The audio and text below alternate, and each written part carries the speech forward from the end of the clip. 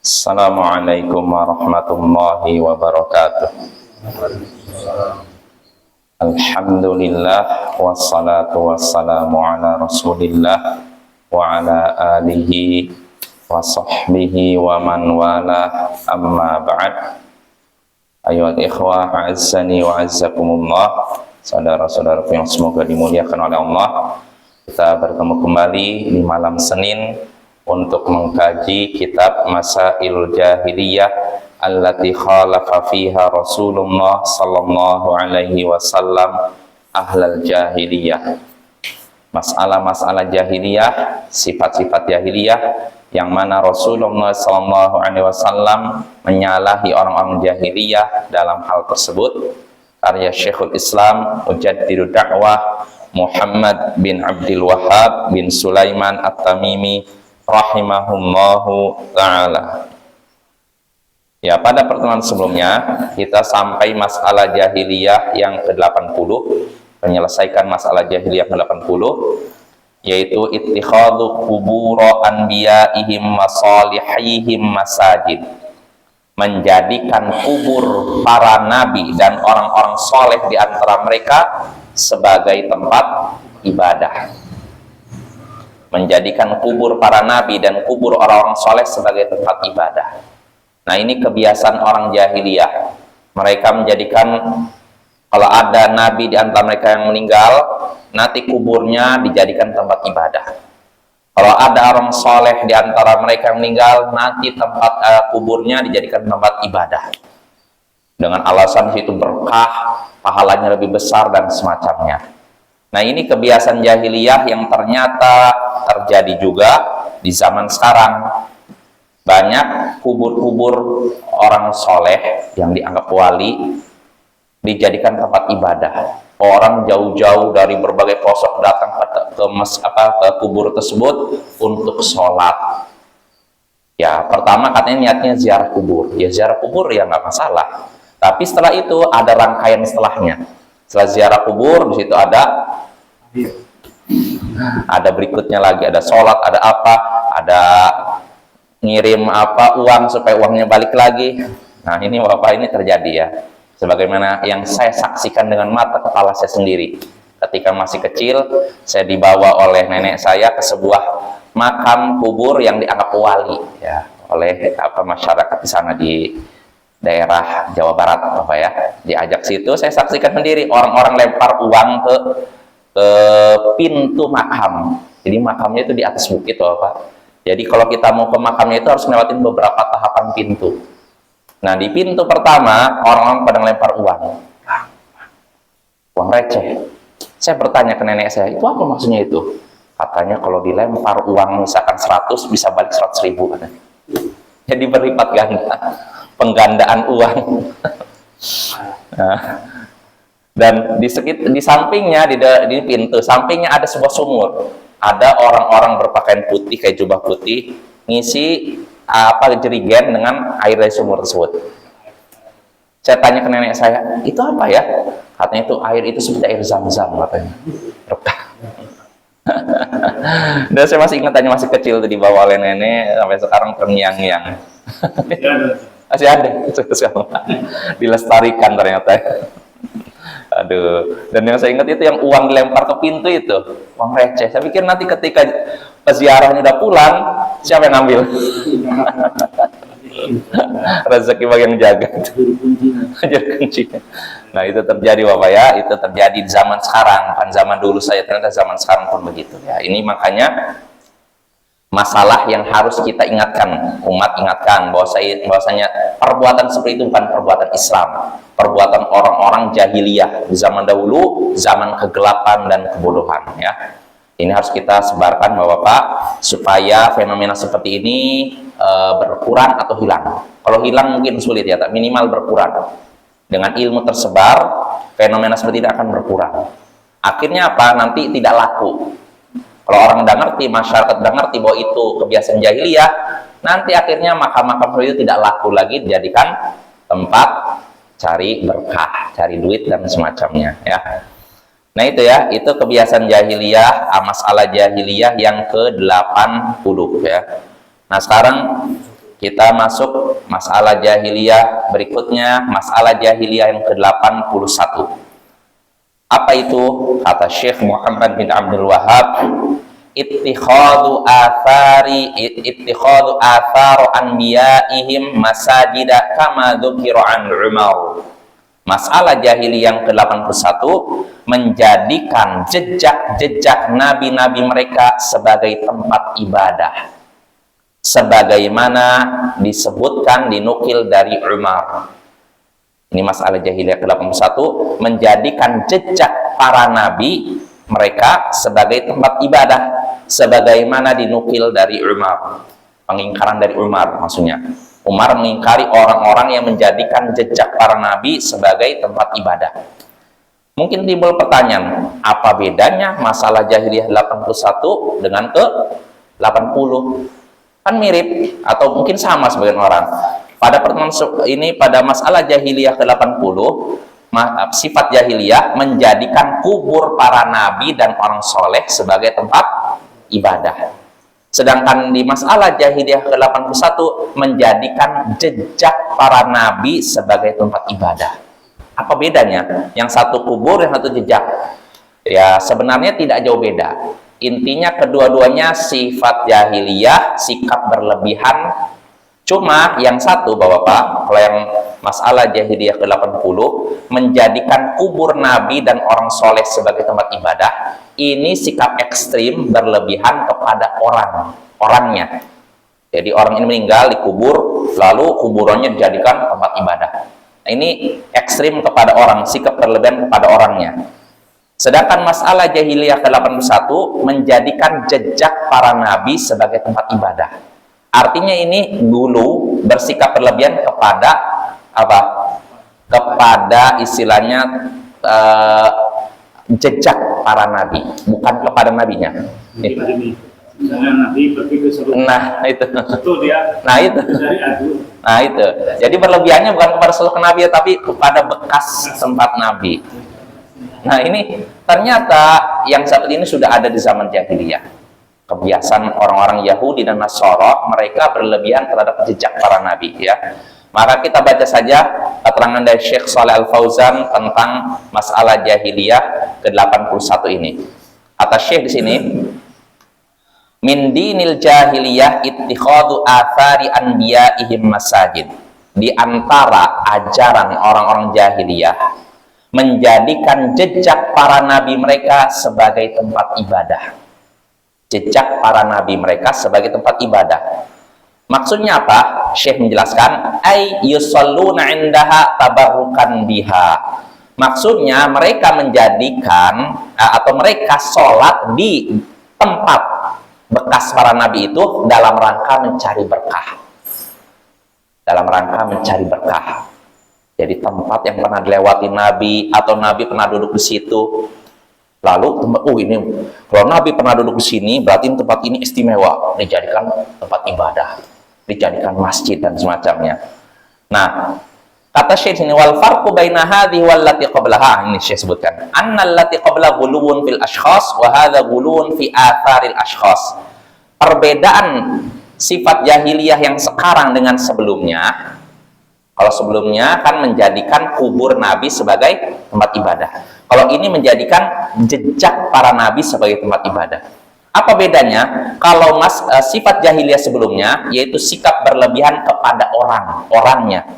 Sedangkan sekarang sikap berlebihan kepada jejak orang. Ya, jejak orang di sini maksudnya wal athar, jejak ini maksudnya jam'u athar. Wa huwal makan alladzi jallasa fihi nabiyyun aw shalla fihi. Maksudnya jejak nabi itu tempat yang pernah diduduki oleh nabi atau nabi pernah sholat di situ. Nah, jadi yatatabi'una, kata Syekh, yatatabba'una hadhil mawatin fayata'abbaduna fiha lillahi azza wajalla. Jadi mereka orang-orang jahiliyah mengikuti, mencari-cari tempat seperti itu, lalu sholat di situ. Ya, yabunnun, mereka menyangka anna sholata fiha fadilah. Mereka mengira sholat di situ punya keutamaan. Ya, jadi dengan Nabi pernah duduk di sini nih, misalkan dari Mekah ke Madinah singgah suatu tempat. Ini Nabi pernah duduk sini, berarti tempat ini punya keistimewaan. Kita sholat di sini, sengaja sholat di sini. Nah, atau Nabi pernah istirahat di tempat tertentu dalam perjalanan karena letih, beliau istirahat di sebuah pohon. Akhirnya orang tahu ini pohon ini pernah dijadikan tempat istirahat Nabi, maka akhirnya dijadikan tempat ibadah.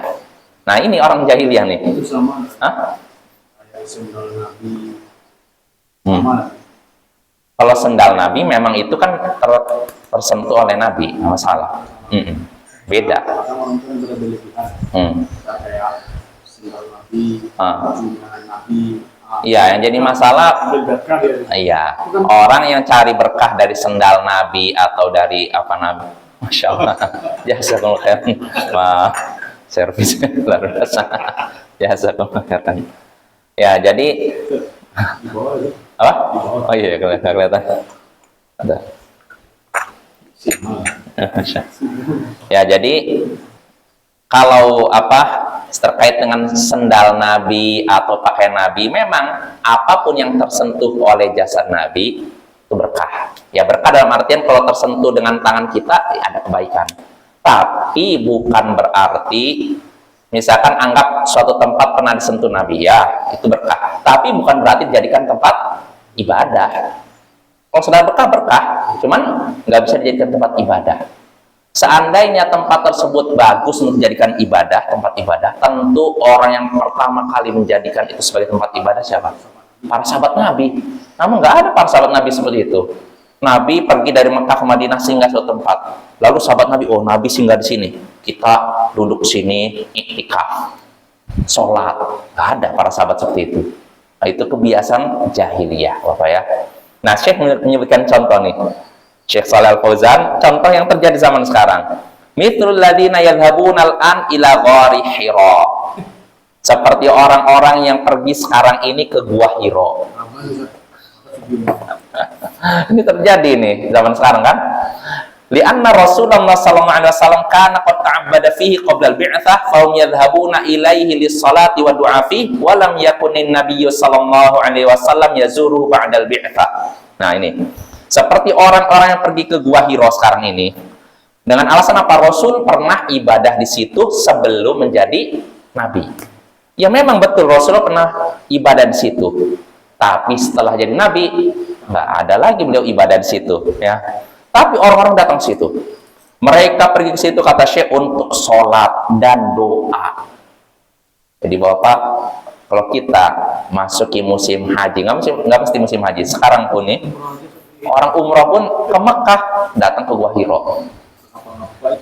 Kalau sekedar nengok, ini Nabi pernah ibadah di sini sebelum diangkat jadi Nabi dan Rasul, nggak masalah, nengok saja. Ya. Tapi kalau sholat di situ, doa di situ dengan alasan punya keutamaan, nggak ada keutamaan tersendiri. Apa? Oh iya, kadang ada batu tertentu diambil, berkah katanya. Dan yang lebih parahnya lagi yang merusak nulis nama. I love saya cinta ini kan. Ditulis itu dengan alasan apa? Nanti cintanya abadi katanya. Astagfirullah, ini kebiasaan jahiliyah ya. Nggak ada itu di zaman Rasulullah melarang seperti itu ya. Ini terjadi nih. Syekh menyebutkan contoh di zaman sekarang. Jadi kadang tentara atau istilahnya askar, tentara Saudi ini kan jumlahnya terbatas. Jadi tidak bisa memantau semua jamaah haji yang jumlahnya jutaan. Maka kadang luput dari tentara masalah ini. Jadi kadang mereka masuk lewat jalur tertentu, lalu doa di situ atau kadang nulis-nulis merusak. Jadi akhirnya Gua Hira itu penuh dengan tulisan-tulisan macam-macam. Dan seringnya tulisan Indonesia. Ada orang Indonesia ini PR. Nah itu Bapak ya. Jadi mereka ke situ sholat, doa. Padahal kata Syekh, Nabi tidak pernah mengunjungnya setelah diangkat menjadi Nabi dan Rasul. Dulu sebelum menjadi Nabi dan Rasul memang beliau sering ke situ. beliau merenungkan tentang penciptaan alam semesta, merenungkan tentang kekuasaan Allah. Itu betul. Tapi setelah menjadi nabi dan rasul tidak pernah lagi ke situ. Ya, nggak pernah. Wala ahadun min sahabatihil kiram dhahaba ila ghairi Hira. Begitu juga tidak ada satupun sahabat Nabi yang mulia yang pergi ke Gua Hira. Nggak ada. Setelah Nabi meninggal, Abu Bakar nggak pernah datang ke Gua Hira lalu sholat atau doa khusus di situ. Umar bin Khattab pun enggak. Utsman pun tidak. Ali bin Abi Thalib pun tidak. Kenapa? Li'ilmihim anna dzalika ghairu masyru'. Karena mereka tahu bahwa perbuatan tersebut tidak disyariatkan. Kalau tidak disyariatkan, artinya boleh kita kerjakan? Tidak boleh, ya. Itu perbuatan yang tertolak. Kalau seorang datang ibadah secara khusus di Gua Hira untuk dapat keutamaan, nggak akan dapat keutamaan. Apa ya? Nggak ada bedanya sholat di Gua Hira dengan di Masjid Al-Quds Muntaid. Bahkan lebih utama sholat di Masjid Al-Quds Muntaid. Karena ini masjid rumah Allah. Kalau di Gua Hira bukan masjid, maka nggak ada pahalanya nggak sebanding dengan sholat di sini, di Muntaid ini. Kan ini keutamaan tersendiri Masjid Al-Quds ini dibandingkan Gua Hira atau Gua Thaur, ya. Nah itu apa ya? Jadi perlu kita ketahui, nggak ada keutamaan ibadah di tempat-tempat yang pernah dikunjungi Nabi atau Nabi pernah duduk di situ, nggak ada, ya. Ya, ini contoh dari Syekh. Lalu Syekh menyebutkan lagi di sini, kadzalika yadhhabuna ila ghari Thaur alladzi ikhtafa fihi an-nabiy sallallahu alaihi wasallam qabla al-hijrah. Demikian pula orang-orang, Syekh menyebutkan contoh zaman sekarang nih. Mereka pergi ke Gua Thaur, yang mana itu merupakan tempat bersembunyinya Nabi Sallallahu Alaihi Wasallam sebelum hijrah. Jadi ada namanya Gua Hira. Gua Hira ini gua tempat apa? Nabi beribadah sebelum diangkat menjadi Nabi dan Rasul. Dia merenungi tentang penciptaan alam semesta sampai akhirnya di malam 17 Ramadan beliau didatangi oleh Jibril yang memeluk beliau dengan kuat lalu menyuruh baca. Nabi menyatakan, saya nggak bisa baca sampai 3 kali barulah turun surat. Nah, Jibril membacakan surat Al-Alaq, Iqra bismi rabbikal ladzi khalaq. Itu Gua Hira. Adapun Gua Thaur, ini gua tempat persembunyian Nabi Sallallahu Alaihi Wasallam ketika mau hijrah ke Madinah. Jadi sebagaimana kita tahu, Nabi hijrah bersama Abu Bakar dalam keadaan sembunyi-sembunyi, tidak terang-terangan. Nabi pergi dan kaum Quraisy mengadakan sayembara. Ketika Nabi sudah berhasil keluar dari kota Makkah, kaum Quraisy memberikan sayembara. Siapa yang bisa menangkap Muhammad dalam keadaan hidup maupun mati dapat hadiah. Hadiah besar, ya. Akhirnya orang-orang Quraisy, para pemuda Quraisy pun pergi keluar Mekah memburu Nabi Muhammad bersama Abu Bakar. Karena ketika itu yang pergi Abu Bakar sama Nabi Muhammad. Mereka pergi baik dengan jalan kaki, naik kuda, naik unta. Semuanya berharap mendapatkan hadiah dari sayembara tersebut. Nah, pergi-pergi dan Nabi udah jalan jauh nih, sampai akhirnya Nabi letih. Ya karena perjalanan dari Mekah Madinah ini habis berminggu-minggu, Bapak ya. Berjalan sampai akhirnya mau tidak mau harus istirahat. Nah, akhirnya Nabi dan Abu Bakar menemukan sebuah gua untuk beristirahat. Namanya Gua Thaur. Beliau masuk ke situ, istirahat di situ.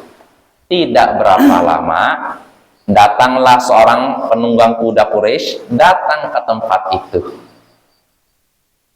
Situ Gua Thaur agak ke bawah, Pak ya. Jadi ini berdiri, ini lubang gua agak ke bawah ininya. Nah, ketika itu sebenarnya seandainya orang Quraisy, musyrik Quraisy nengok ke dalam gua, itu nampak sekali Nabi Muhammad dengan Abu Bakar. Tapi Allah tutup penglihatannya sehingga tidak bisa melihat. Makanya Abu Bakar pernah berkata kepada Nabi, ya Rasulullah, lau anna ahadahum nadhara qadamai la absarana. Wahai Rasulullah, seandainya salah seorang dari mereka nengok ke arah kakinya, cukup ini, nggak usah Coba lihat kakinya, ini Muhammad dan Abu Bakar lagi sembunyi. Tapi ternyata Allah takdirkan nggak ada seorang pun di antara mereka yang nengok ke arah kaki. Ini namanya apa? Mukjizat kan? Ya kan? Jadi gini Bapak, bisa dibayangkan ini saya berdiri di sini Bapak. Buahnya itu agak menjorok ke bawah gitu. Jadi kalau penunggang Quraisy nengok ke arah kaki aja nampak, itu Muhammad. Tapi mereka nggak ada satupun yang nengok ke arah kaki. Mereka cuma lihat mana ya? Mana? Nggak ngeliat ke arah gua. Nah, Allah selamatkan Nabi dan Abu Bakar dari kejaran orang-orang musyrik Quraisy. Itu tempat itu namanya Gua Thaur. Gua yang bersejarah. Jelas ya, gua bersejarah. Tapi walaupun dikatakan bersejarah, tidak disyariatkan bagi kita ibadah di situ. Nah, cuma yang jadi masalah, sebagian kaum muslimin datang ke Gua Thaur. Untuk apa? Untuk ibadah. Seandainya saya jalan ke situ, saya mau nengok seperti apa sih Gua Thaur, oh begitu, nggak masalah. Kita nggak mempermasalahkan. Tapi yang jadi masalah mereka ke situ, oh kita bagusnya sholat di sini. Bagusnya kita doa di sini. Kenapa pahalanya besar, doanya lebih dikabulkan? Nah, untuk menyatakan pahalanya besar, doanya lebih mudah dikabulkan, ini butuh apa? Dalil. Dan nggak ada dalil yang menyebutkan berdoa di Gua Thaur lebih mudah dikabulkan dibandingkan masjid. Nah ini, atau sholat di Gua Thaur pahalanya lebih besar dibandingkan masjid. Nggak ada Bapak. Bahkan bisa saya pastikan sholat di Masjid Al-Quds Muntai pahalanya lebih besar daripada Gua Thaur. Jelas Bapak ya? Ya karena ini rumah Allah, masjid rumah Allah. Kalau itu bukan masjid, maka bagaimana bisa mengejar suatu yang bukan rumah Allah digunakan untuk ibadah, ya Bapak ya? Kecuali kalau seorang kebetulan lagi jalan ke sana, masuk waktu sholat. Gimana nih waktu sholat? Kalau balik ke Mekah nanti sudah lewat berapa jam? Ya udah sholat di sini. Boleh tidak? Boleh. Dia nggak ada niat menjadikan tempat itu sebagai tempat sholat. Kebetulan saja masuk waktu sholat. Itu boleh. Yang jadi masalah itu kalau nanti waktu sholat kita udah nyampe Gua Thaur. Begini misalkan sekarang udah masuk waktu sholat. Tunda aja lah. Kita sholatnya di Gua Thaur. Pahalanya lebih besar, utamanya lebih besar. Akhirnya pergi ke situ. Nah ini nggak boleh. Ya, menjadikan Gua Thaur sebagai tempat yang seakan-akan memiliki keutamaan, istimewaan dan semacamnya. Nah ini kata syekhnya. Jadi sebagian kaum muslimin pergi ke Gua Thaur, lalu wa yusalluna fi, mereka sholat di situ, wa yad'una fihi thib. Lalu mereka meletakkan minyak wangi di situ. Gaharu mungkin. Karena orang Arab kan gaharu. Warubbama yarmuna fihi nuqun. Nah ini benar nih. Dan kadang di antara mereka ada yang melempar uang. Mirip kayak di makam itu yang saya saksikan. Jadi mereka buang uang. Sama aja kan ternyata kan. Dengan alasan kalau dibuang 100 rupiah nanti baliknya 100.000 rupiah. Kalau buang 1.000 rupiah nanti dapat 1 juta. Nah ini sama saja ya. Wa hadza kulluhu min dinil jahiliyah, kata Syekh. Ini semua adalah ajaran orang-orang jahiliyah. Enggak ada dalam Islam seperti itu ya. Fal jahiliyah yallati tu'azzimu athara anbiya'ihim. Ajaran jahiliyah yakni mengagungkan orang-orang jahiliyah atau ajaran jahiliyah yaitu ajaran yang mengagungkan jejak para nabi mereka. Orang Yahudi, Nasara mengagungkan jejak Nabi mereka. Jejak artinya ya tadi, tempat mungkin Nabi pernah lewat di situ, dijadikan tempat ibadah. Nabi pernah duduk di suatu tempat, dijadikan tempat ibadah. Nah ini kebiasaan jahiliyah. Walihada yaqulu Umar, kata Syekh sini, walihada yaqulu Umar radhiyallahu anhu, lamma ra'an nasa yadhhabuna ila syajaratil bai'ah, innama ahlaka man kana qablakum annahum tatabba'u athara anbiya'ihim thumma amara biqat'i syajarah. Nah ini, karena itu kata Syekh, Umar bin Khattab pernah berkata, tatkala menyaksikan orang-orang pergi ke pohon tempat bai'atul ridwan. Jadi ketika kaum muslimin mau pergi ke Mekah melaksanakan umrah, ketika itu Nabi dengan para sahabat dihadang oleh Quraisy. Mereka nolak. Walaupun Nabi nggak ada niat perang, cuman umroh saja ya, ditolak. Nah akhirnya ketika itu Nabi mengutus Utsman bin Affan untuk melobi Quraisy. Ternyata terdengar kabar Utsman dibunuh. Maka para sahabat Nabi pun mengumpulkan para sahabatnya yang bersama beliau, langsung mengambil janji, sumpah setia mereka untuk membela Islam sampai mati, sampai titik darah penghabisan. Nah, peristiwa pengambilan janji, sumpah itu di sebuah pohon. Makanya disebut bai'atus syajarah, bai'at di dekat pohon. Berarti pohon ini pohon bersejarah tidak? Sejarah kan? Nah, cuma Umar bin Khattab di zaman beliau menyaksikan orang-orang kok sering mendatangi pohon tersebut. Datangi pohon tersebut, ada yang sholat di situ. Nah, di sini Umar mencium gelagat tidak beres, gelagat tidak baik. Umar bin Khattab pun berkata, sesungguhnya yang membinasakan orang-orang sebelum kalian, yaitu mereka mengikuti jejak-jejak Nabi mereka. Maksudnya ini Nabi pernah di sini, oh kita bikin tempat ibadah. Oh Nabi pernah ke sini. Ini kebiasaan orang-orang sebelum kita, ya, orang jahiliyah, orang Yahudi dan Nasara. Kata Umar bin Khattab, sesungguhnya yang membinasakan umat-umat sebelum kalian, yaitu mereka mengikuti jejak-jejak Nabi mereka. Sehingga akhirnya apa? Mereka menjadikan tempat ibadah, bahkan menjadikan tempat penyembahan kepada selain Allah di kemudian hari. Akhirnya apa yang dilakukan Umar? Umar pun potong pohon itu. Ditebang Bapak. Padahal pohon apa? Bersejarah kan? Tapi ketika Umar melihat ini akan bisa mengantarkan pada sikap berlebihan atau syirik, Umar pun tebang pohon tersebut. Nah ini nih, sikap tegas Umar bin Al-Khattab ya. Dan sikap seperti ini yang kita butuhkan ada pada pemimpin kaum muslimin. Kita berharap ada pemimpin kaum muslimin yang tegas, menegakkan tauhid dan memberantas syirik, menutup pintu syirik dari jalan manapun. Ya, karena kalau seperti ini dibiarkan, nanti ujung-ujungnya jadi apa? Ya, tempat ngalap berkah misalnya, cari berkah sini, merusak umat ini Bapak ya. Nah inilah kata Syekh sini, baru Syekh memberikan keterangan sini, wahadil amakin lam yaqsidha an-nabiy sallallahu alaihi wasallam litashri'. Tempat-tempat tadi tidak Nabi tuju untuk jadikan tempat disyariatkan ibadah.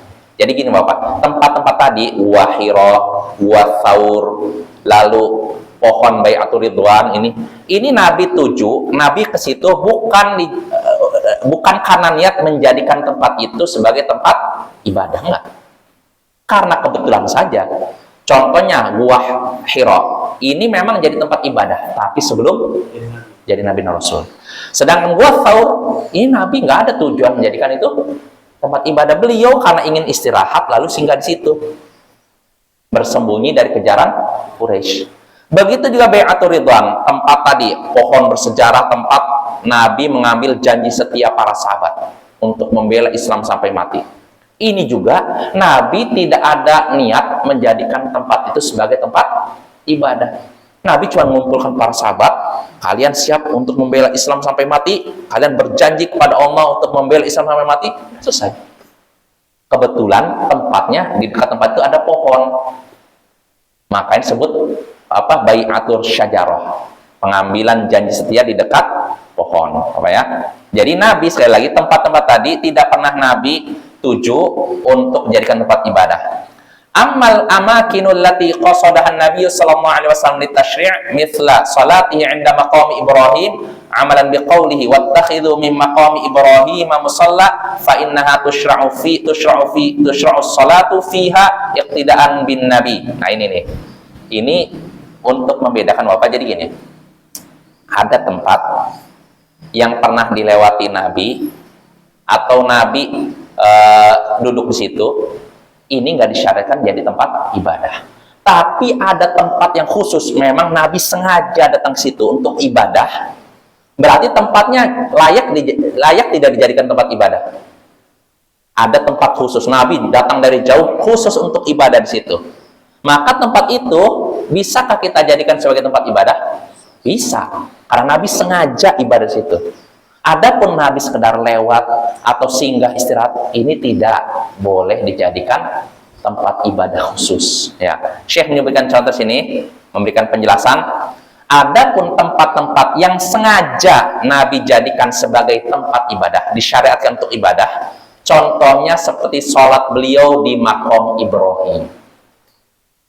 Jadi Bapak, makom Ibrahim bukan makam Ibrahim ya, bukan kuburannya Nabi Ibrahim. Makom itu tempat berdiri Ibrahim. Maksudnya Nabi Ibrahim ketika bangun Ka'bah berdiri di tempat tersebut. Nah, makanya tempatnya disebut makom Ibrahim. Nah, Nabi pernah sholat di makom Ibrahim. Sengaja selesai tawaf 7 kali beliau ke makom Ibrahim. Kenapa beliau demikian? Karena mengamalkan firman Allah, wattakhidhu mim maqami Ibrahim musalla. Jadikanlah makom Ibrahim sebagai tempat sholat. Jadi Nabi ke situ sengaja. Beliau untuk sholat karena menjalankan perintah Allah. Maka kalau kita jadikan makom Ibrahim sebagai tempat sholat, boleh nggak? Boleh. Pertama itu diperintahkan Allah dan juga diamalkan oleh Nabi. Jelas Bapak ya? Maka kata Syekh, disyariatkan sholat di makom Ibrahim sebagai bentuk peneladanan terhadap Nabi. Nah ini. Terus bagaimana dengan gua Hira, gua Thaur? Kata Syekh sini, amma julusu fi ghari Hira wa fi ghari Thaur au julusu fi tariq baina Makkah wal Madinah lil istirahah fa hadza lam yaf'alhu min ajli tasyri' wa innama fa'alahu ittifaqan walil hajah. Adapun duduknya beliau di gua Hira, dia kan masuk dalam gua Hira duduk, atau beliau duduk di gua Thaur, atau duduknya beliau di jalan antara Makkah dan Madinah untuk istirahat. Jadi beliau dari Makkah Madinah kan ini berbulan-bulan nih, Bapak berminggu-minggu nih perjalanannya. Nggak mungkin seorang jalan terus kan, butuh apa? Istirahat. Nah, beliau duduk di jalan antara Makkah Madinah untuk istirahat. Tempat beliau duduk situ, ini beliau lakukan bukan untuk apa? Supaya umatnya melakukan itu, enggak. Bukan dalam rangka mensyariatkan bagi umatnya untuk mengikuti beliau, enggak. Kenapa? Beliau melakukan demikian ittifaqon, kebetulan, walil hajah, karena ada kebutuhan. Artinya gini Bapak, ketika Nabi nih antara Makkah Madinah, beliau berjalan nih. Lalu beliau tiba-tiba singgah di suatu tempat. Ya kebetulan saja beliau lagi butuh istirahat. Jelas ya? Karena beliau butuh istirahat, maka beliau pun situ. Jadi bukan karena kenapa Nabi duduk di sini? Karena tempat ini penuh dengan berkah. Nggak ada dalilnya ya. Kecuali kalau Nabi nyatakan sendiri, tempat ini tempat yang diberkahi, maka nggak masalah. Tempat ini tempat yang kalau ibadah dalamnya pahalanya besar, nggak masalah kita ibadah di situ.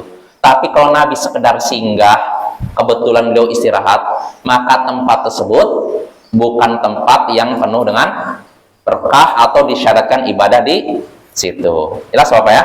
Maka perlu dibedakan antara tempat yang Nabi datang ke situ sengaja untuk ibadah dengan tempat yang Nabi kebetulan ke situ untuk ibadah atau lewat dan semacamnya. Perlu dibedakan ya. Karena ada Nabi lewat suatu tempat duduk karena memang kebetulan kebiasaan beliau duduk situ atau istirahat. Atau Nabi datang situ kebetulan masuk waktu sholat. Apa yang harus dilakukan? Sholat kan? Ya ini Bapak ya. Jadi perlu dibedakan ya. Bedakan mana tempat yang Nabi datang situ sengaja untuk ibadah dan tempat yang Nabi lewat situ kebetulan masuk waktu ibadah. Jelas? Ya dengan ini kita selesai.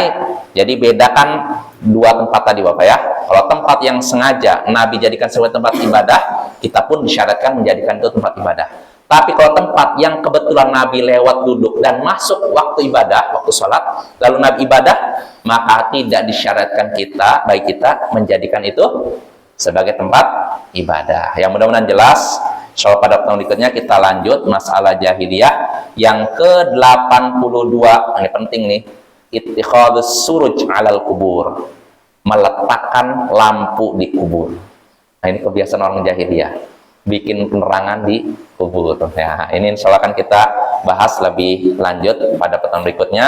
Wassallallahu ala nabiyyina Muhammadin wa ala alihi wa sahbihi ajma'in. Wa akhiru da'wana anil hamdulillahi rabbil alamin. Assalamualaikum warahmatullahi wabarakatuh.